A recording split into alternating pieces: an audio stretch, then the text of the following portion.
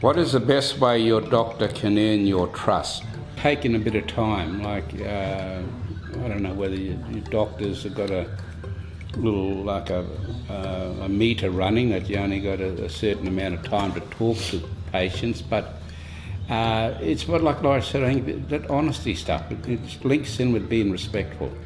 And if you're going to do that, then you'll earn people's trust. If a family or community member joins your consultation, what do you want your GP to understand about this?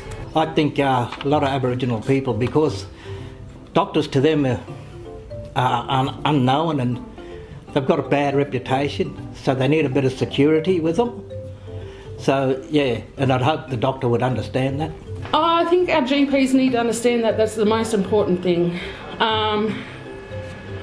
Like we said, it's always, like, it's family first, they're there for support. It's just there for that second person. It's like a security blanket. Yeah, and absolutely.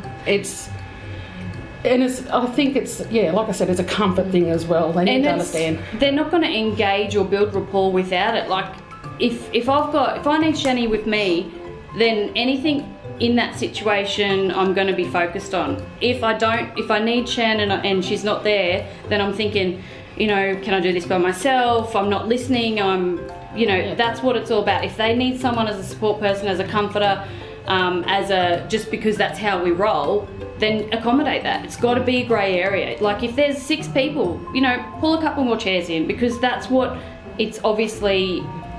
the norm for them. Yeah. So make it happen. And the thing is, if it's going to get them here to see a GP, that's a bonus. That's it. Yeah. Well, I think if I'd asked one of my family members to be part of my consultation, it'd be for a serious reason. It'd be with some information that I might receive that I wanted to be sure that I took in all of the information, and I might ask a close family member to be there to sometimes take notes, or just so they get the full understanding, because I know what it's like when sometimes you go and you hear all this information and you walk out the door and you think, what did they say? And I think that's just a way that it just helps us to walk out with more informed, and I think for myself that's something that I look for. This person could be their support system or be an advocate, speak on their behalf. Mm-hmm. Somebody who just can be there for that person who's not an immediate family member. Mm-hmm. So they might have a connection to that person, or it might be, as you said, a support worker from an organisation. Yeah, definitely. And sometimes there's that little bit of a barrier as well between medical side of things and cultural side of things. And I feel like that person is a mediator between both of them. Yeah. We know it is important for doctors to know about your cultural identity. How do you like to be asked? Can I go first?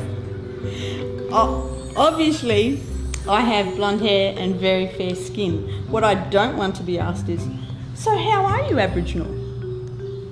I do not want a health professional asking me that when I fill that identification box out on the form. I don't want to have to go through and explain to a health professional identifying as Indigenous is not about the colour of your skin. I find it really just over and over again, like I'm being judged. Like there's something to be gained about saying that identifying as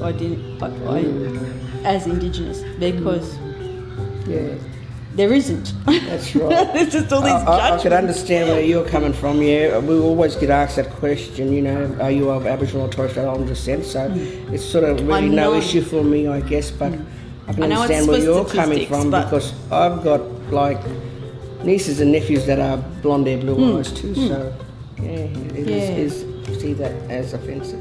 Wow.